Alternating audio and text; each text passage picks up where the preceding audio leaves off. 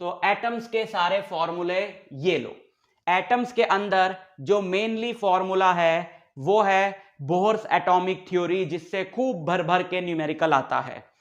Bohr's atomic theory के फॉर्मूले direct बताने की बजाय मैं आपको थोड़ा सा ये आइडिया भी दूंगा कि ये फॉर्मूले कहां से डिराइव हुए। पहला है mv² upon r equal to kZe²/r²। Bohr बोलता है कि जो इलेक्ट्रॉन एक न्यूक्लियस के अराउंड रिवॉल्व कर रहा है, m मास का इलेक्ट्रॉन है, v वेलोसिटी से घूम रहा है r रेडियस के पाथ में, तो उसको जो सेंट्रीपिटल फोर्स चाहिए घूमने के लिए, यानी mv² upon r, that is equal to what? Coulombic attraction between nucleus and electron, है ना। तो कूलम लॉ क्या होता है? k यानी कि 1/4πε0, q1 यानी कि न्यूक्लियस का चार्ज, z इंटू ई। z होता है बच्चों इस एलिमेंट का एटॉमिक नंबर, है ना। तो z मतलब इसमें z प्रोटॉन्स होंगे, और एक प्रोटॉन पे वही चार्ज होता है जो एक इलेक्ट्रॉन पे चार्ज होता है। तो हम बोल सकते हैं ना इस न्यूक्लियस का चार्ज z ही है और इलेक्ट्रॉन का e है, डिवाइडेड बाय r²। यहां से r कट गया, तो यहां पर आपको एक इक्वेशन मिलेगी। ये एक तो ये इक्वेशन यूज करी गई है आगे के सारे फॉर्मूले डिराइव करने के लिए। डेरिवेशन का ये वीडियो नहीं है, बट फिर भी थोड़ी सी आपकी हेल्प हो जाएगी।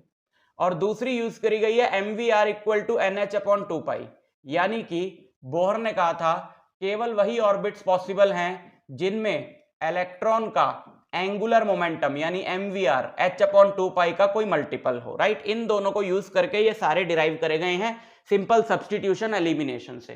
तो सबसे पहले आया वेलोसिटी ऑफ इलेक्ट्रॉन का फॉर्मूला, इसको याद रखो 2πk, k 1/4πε0, z मतलब एटॉमिक नंबर उस एलिमेंट का जिसके एटम की बात हो रही है, e मतलब इलेक्ट्रॉन का चार्ज, n मतलब कौन से ऑर्बिट का रेडियस निकाल रहे हैं, इस एटम के कौन से ऑर्बिट का रेडियस निकाल रहे हैं, फर्स्ट का, सेकंड का, थर्ड का, h प्लैंक्स कांस्टेंट, ठीक है। इसमें अगर हम सब कुछ सॉल्व कर दें, z को 1 रख दें, n को 1 रख दें, यानी हाइड्रोजन के फर्स्ट ऑर्बिट में इलेक्ट्रॉन की वेलोसिटी होती है c/137, where c is the velocity of light. So you can remember this formula in this way कि आप z और n तो 1 ही है, तो उसको आप वापस यहां रख के इसको ऐसे रख दो, है ना। c की वेलोसिटी आपको याद, c की वेलोसिटी नहीं, लाइट की वेलोसिटी 3 × 10⁻⁸ मीटर/सेकंड। तो वो यहां पे पुट कर देना, z को पुट कर देना, n को पुट कर देना। तो किसी भी एलिमेंट के, पहली बात तो है बोर्स एटॉमिक थ्योरी एप्लीकेबल ही 4 स्पीशीज पर है जिनमें एक एक इलेक्ट्रॉन होता है, H+ पे, He2+ पे, लिथियम 3+ पे, बेरिलियम 4+ पे, और तो किसी पे एप्लीकेबल ही नहीं है। तो Z विल बी आइदर 1, 2, 3 और 4, है ना। तो उनके किसी भी ऑर्बिट में इलेक्ट्रॉन की वेलोसिटी ऐसे निकाली जा सकती है। फिर इसको, इस फॉर्मूले को इनमें से किसी में एक सब्स्टिट्यूट किया तो हमारे पास R का फॉर्मूला आ गया। आप लिख लो, इसमें सारे पैरामीटर्स आपको क्लियर होने चाहिए। m is the mass of electron, बाकी सारे वही हैं जो ऊपर बता दिए थे, ठीक है, मास भी बता दिया था। काइनेटिक एनर्जी ऑफ इलेक्ट्रॉन, तो काइनेटिक एनर्जी क्या होगी इलेक्ट्रॉन की? हाफ mv², mv² ये रहा kZe²/r, तो वो उसी का हाफ कर दिया, तो kZe²/2r। पोटेंशियल एनर्जी क्या होती है? फर्स्ट चैप्टर में पढ़ा था, सेकंड चैप्टर में 1/4πε0 q1 q2/r। तो q1 इज न्यूक्लियस का charge Ze, q2 is electron का चार्ज -e/r, तो kZe into -e/r minus kZe²/r। Total energy होती है potential energy plus kinetic energy, इन दोनों को ऐड कर दो, दोनों सेम ही है, यहाँ हाफ है वहां -1 है, तो -½ हो जाएगा, ठीक है, ये -1/2। अब आप ये देखो कि अगर आप E ले लो, इसको E, क्योंकि छोटे में लिखें kZe²/r, ये सब में है ना। आप इस टर्म को कोई सिंबल दे दो, जैसे हमने E दे दिया।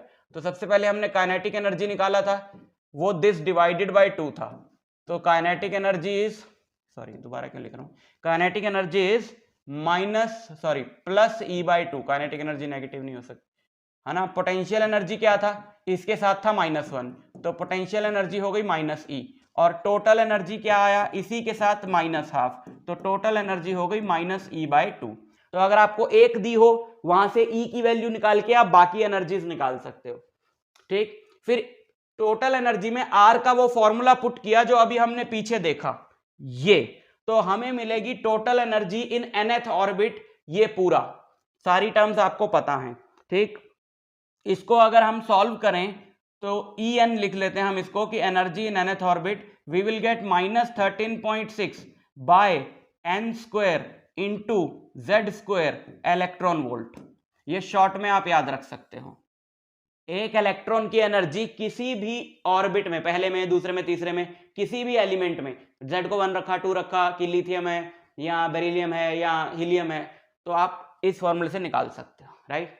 अच्छा, बोर ने कहा था कि कोई भी इलेक्ट्रॉन जब एनर्जी गेन करता है फोटोन की फॉर्म में, तो वो लोअर से हायर एनर्जी स्टेट में जाता है, और जब हायर से वापस आता है लोअर में, तो वही एनर्जी को वो लूज कर देता है, फोटॉन्स इजेक्ट कर देता है। तो यहां पे हमारे पास एक बहुत इंपॉर्टेंट फॉर्मूला है कि जब इलेक्ट्रॉन किसी भी हायर स्टेट N2 से लोअर स्टेट N1 पे वापस आता है, तो वो कितनी वेवलेंथ का फोटोन एमिट करता है, इतनी।